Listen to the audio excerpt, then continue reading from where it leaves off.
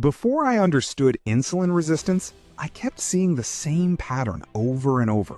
People doing everything right, yet still feeling tired, hungry, foggy, and stuck. I remember one patient who was shocked when normal blood sugar did not mean normal metabolism. That moment changed how I looked at the whole problem.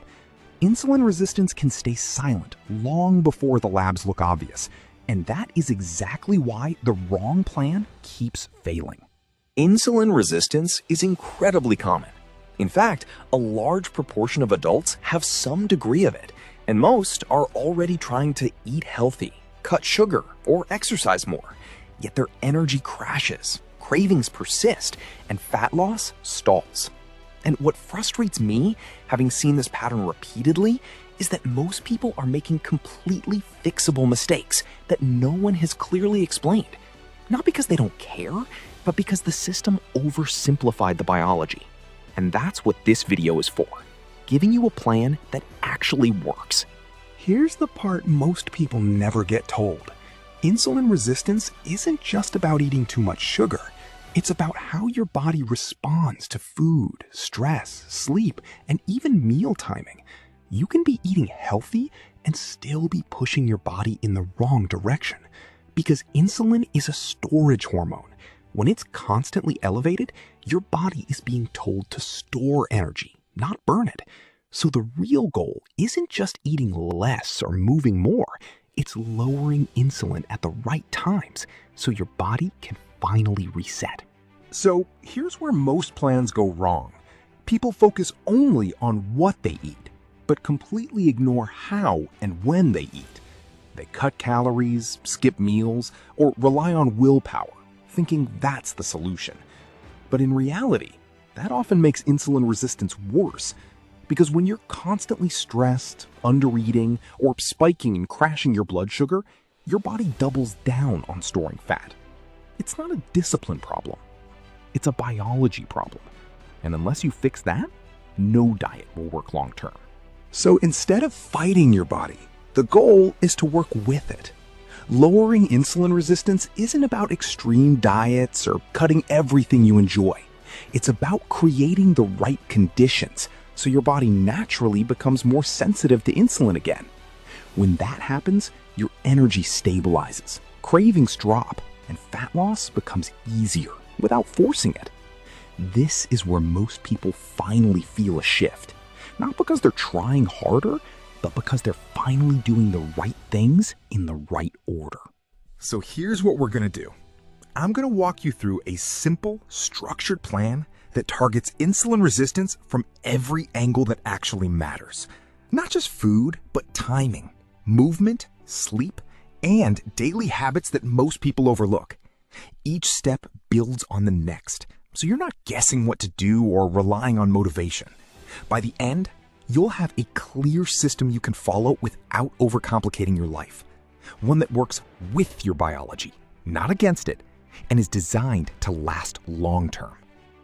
The first step is fixing when you eat. Most people are eating across a 14-16-hour window without realizing it, snacking early, eating late, and never giving their body a break. That keeps insulin elevated all day. Instead, you want to tighten your eating window to around 8-10 hours. This gives your body time to lower insulin and switch into repair mode. You don't need to starve yourself, just be consistent. Start later, finish earlier, and let your body spend more time not processing food.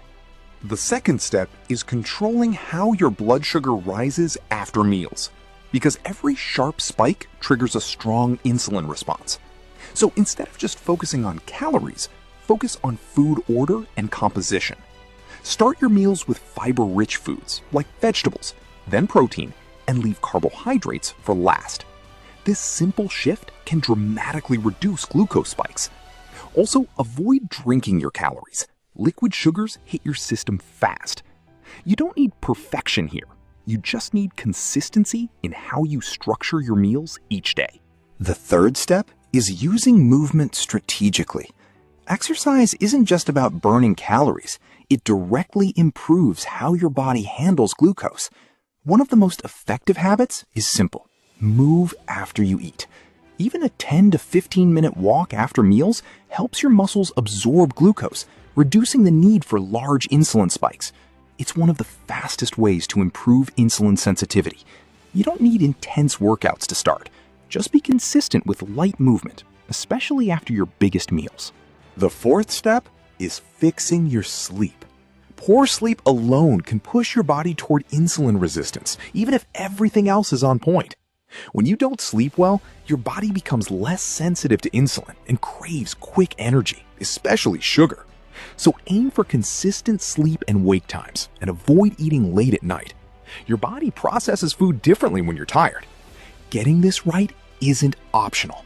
It's one of the fastest ways to improve your metabolic health without changing anything else. The fifth step is lowering stress, because chronic stress keeps cortisol high, and cortisol can make insulin resistance harder to reverse. When your body feels under threat, it shifts into survival mode. More cravings, more belly fat storage, less metabolic flexibility. That is why stress management is not a luxury here. It is part of the treatment plan. Build in small resets during the day.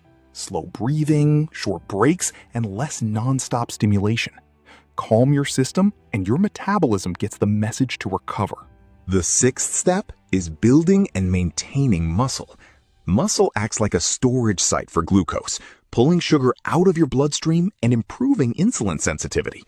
Without enough muscle, your body has fewer places to store energy efficiently. You don't need to train like an athlete. Simple resistance exercises done consistently are enough. Focus on movements like squats, push-ups, and basic strength work. Over time, this makes a huge difference. The more muscle you build, the easier it becomes for your body to manage blood sugar naturally. The final step is consistency. This is where most people lose progress. Not because the plan doesn't work, but because they try to do everything perfectly, then burn out.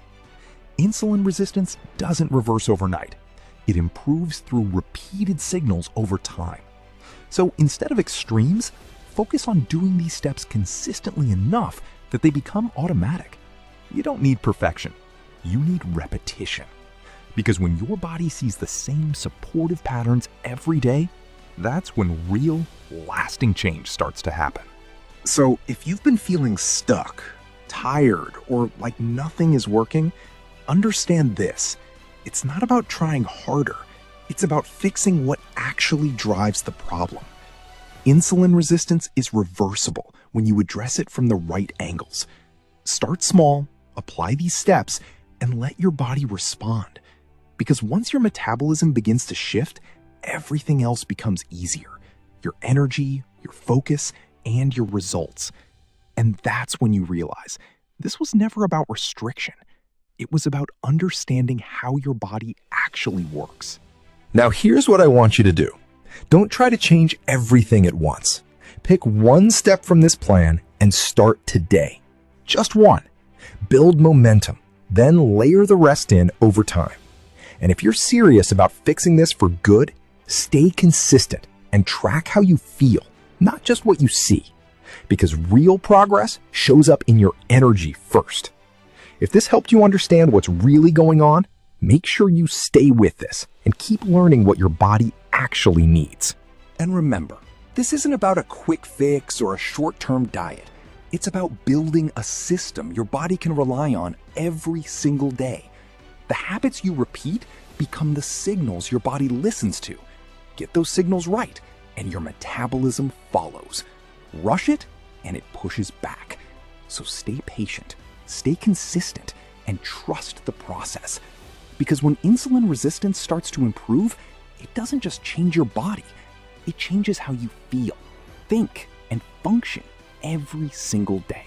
If you take nothing else from this, remember this one thing. Your body isn't broken. It's responding to the signals you give it every day. Change the signals, and you change the outcome. That's how you lower insulin resistance for good. And once you start seeing those small wins, better energy, fewer cravings, clearer focus, you'll know you're on the right path. Start simple, stay consistent, and let your body do what it was designed to do. One last thing most people don't realize, insulin resistance doesn't reverse instantly. It follows a timeline. In the first few days, you may notice better energy and fewer crashes. Within a few weeks, cravings begin to settle.